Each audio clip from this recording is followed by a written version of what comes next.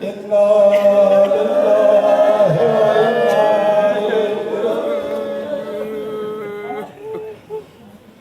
شام غریب آ گئی، وہ رات آ گئی جس نے بی بی زینب کے سر سے برقع چھین لیا، وہ رات آ گئی جس نے علی کی بیٹیوں کے نیچے سے مصلح چھین لیا، وہ رات آ گئی جس میں مسلمانوں نے امام سجاد کے نیچے سے بستر چھین لیا۔ جو دوپہر گزر گئی ہے دو جملے حوصلے سے سن لینا جی، مجھے احساس ہے آپ تھکے ہوئے ہیں، لیکن میں اور آپ بی بی زینب سے زیادہ نہیں تھے۔ ہم نے اکبر کے ناز کے زیر کیے ہیں لیکن اکبر کے ناز کا نہیں دیکھے، اور ہم نے قاسم کا ماتم کیا ہے، ہم نے قاسم کے ضرورت، اور ہم نے علی اصغر کا ماتم کیا ہے، ہم نے علی اصغر کے ناز کے جو دوپہر گزری ہے۔ شبیر جب زلزلہ کے قریب آ کے سوار ہونے لگے، دیکھا بیٹی کھڑی ہے، بیٹا کیوں کھڑی ہے؟ میں بابا ایک بات پوچھتی ہوں، سکینہ پوچھ، میں بابا یتیم کسے کہتے ہیں؟ جو جواب دیا سید عالم نے فرمایا سکینہ جس کے کرتے کو آگ لگ جائے بجھانے والا کوئی نہ رہ جائے اسے یتیم کہتے ہیں، جسے تماچے مارے جائیں چھڑانے والا کوئی نہ رہ جائے اسے یتیم۔ امام فرماتے ہیں سکینہ تو میری بیٹی ہو کر مجھ سے بیٹوں کی طرف فرمائشیں منواتی رہی، میں مانتا رہا، آج غریب باپ ایک بات منوائے تو مانے گی؟ جو پردے میں مائی بہنیں بیٹھی آپ میری بات کی گواہی دیں گی، غریب سے غریب بی بی کے سامنے جو اس کا باپ خود کو غریب کہے گا وہ برداشت نہیں کرتی۔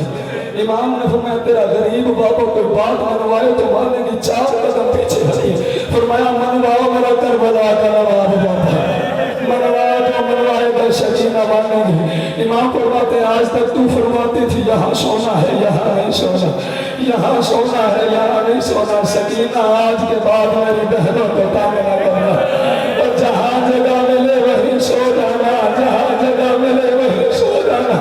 طلب کے کہتی ہے بابا میں نے زندہ واپس نہیں آنا شام سے، پر بابا جب تیری بہنیں واپس آئے نا ان سے پوچھ لینا یزید کی بیٹی تکیے پہ سب رکھے سے اور تیری بیٹی پتھروں پہ سب رکھے سے، بابا یزید کی بیٹی نرم بستر پر سے، تیری سکینہ زندان کی خواہ،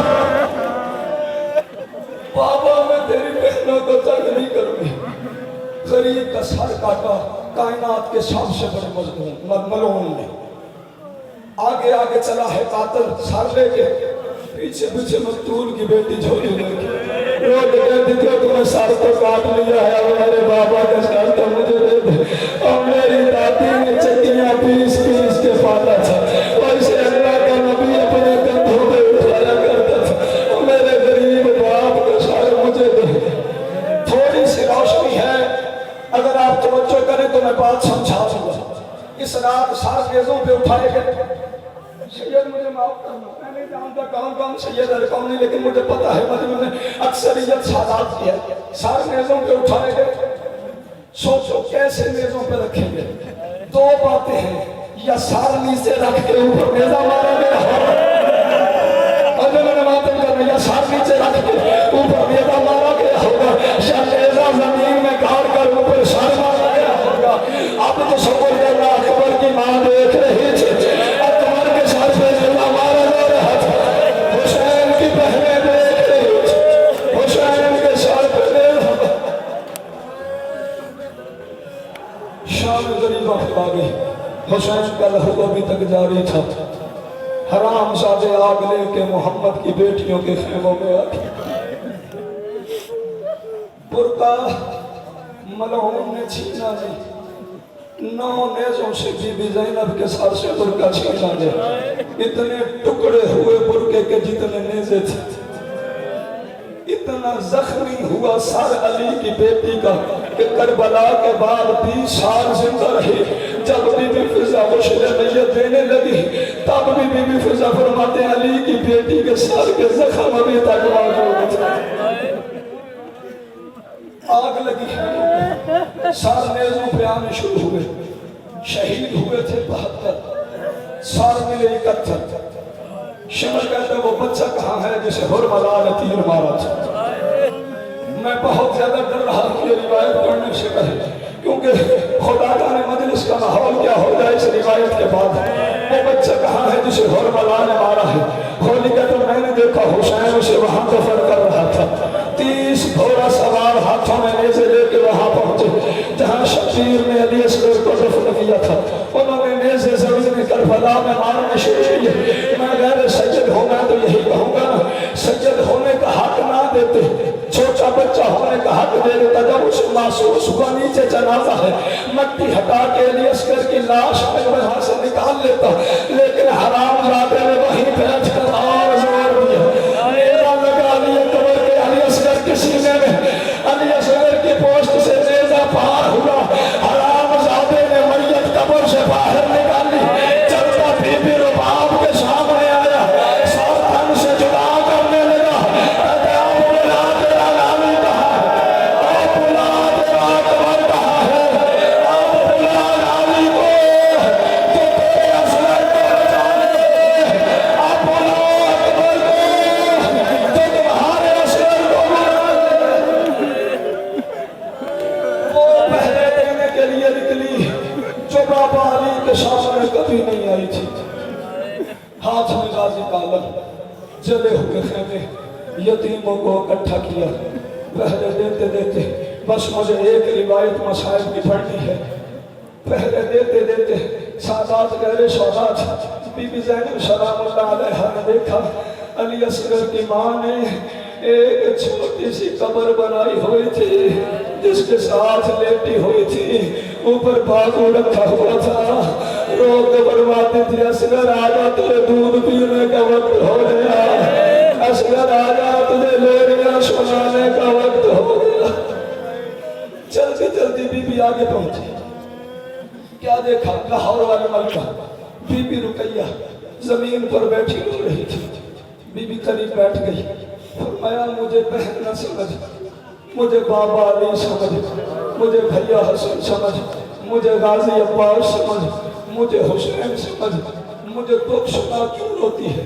بی بی رقیہ نے فرمایا دکھ تو بہت ہے، فرمایا میں جس دکھ نے ابھی رلایا ہے وہ دکھ سنا، وہ جو 2 بیٹے تیرے کوفہ مارے گئے وہ یاد آ رہے، جو 2 آج دن کو مارے گئے وہ یاد آ رہے ہیں، یا 2 جو آگ لگنے کے بعد ملے نہیں ان کو ڈھونڈتے ہوئے رو رہی ہے۔ بی بی رقیہ نے فرمایا مجھے تیری ماں زہرا کی عزت کی قسم، مجھے 6 کے 6 بیٹے بھول گئے ہیں، مجھے میری 4 سال کی بیٹی عاتقہ نہیں مل رہی، اور میری عاتقہ گم ہو گئی ہے، میں عاتقہ کو ڈھونڈ ڈھونڈ کے تھک گئی ہوں۔ علی کی بہنیں اور بیٹیاں، حضرت مسلم کی بیٹی ہے 4-5 سال کی جناب عاتقہ بنت مسلم، ان کو ڈھونڈنے کے لیے میدان کربلا میں پھیل گئی۔ شام غریبہ کا منظر ذہن میں رکھنا تاکہ غربت سمجھ میں آئے۔ رات کا اندھیرا، جلے ہوئے خیمے، فوج جشن منا رہی تھی، آل محمد ماتم کر رہے تھے۔ علی کی بیٹیاں ڈھونڈنے کے لیے میدان کربلا میں پھیل گئی۔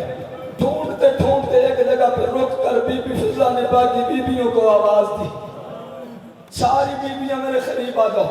ساری بیویاں جب بی بی فضہ کے قریب آ گئی، بی بی فضہ نے یوں ضمیر کی طرف اشارہ کیا، فرمایا رونا نہیں، اونچا نہ بولنا، عاتقہ کو نیند آ گئی ہے، میری عاتقہ سو گئی ہے۔ گھر میں ایسا ہوتا ہے کہ بچہ سو جائے تو بزرگ کہتے ہیں اونچا نہ بولنا، بچہ نیند پوری کر لے۔